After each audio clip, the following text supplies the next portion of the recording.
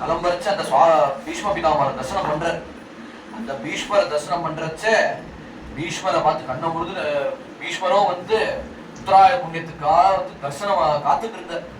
பகவான் எப்ப வருவாரோ, பகவான் எப்ப வருவாரோ, விஷ்ணுவா நிபதிதம் பூமம் விவச்சுத விவாவரம் பிரணேமுகு பாண்டவாபீஷம் சார்புகா சச்சக்ரினா அப்படின்னு பகவான் வந்து எல்லாரும் வர எல்லாரும் வந்து பீஷ்மரை தரிசனம் பண்ண உடனே பீஷ்மர் கண்ணுல இருந்தே புலபுலன்னு ஜலம் வருது.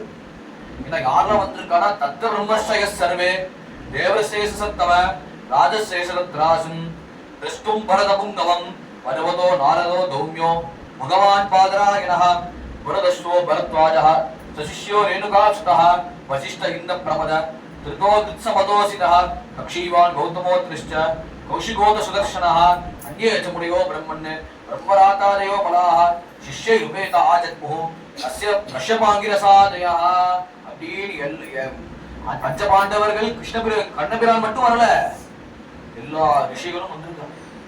தத்திர பிரம்மசேஷமே தேவசேஷத்தமா தேவரிஷிகள் வந்தார்.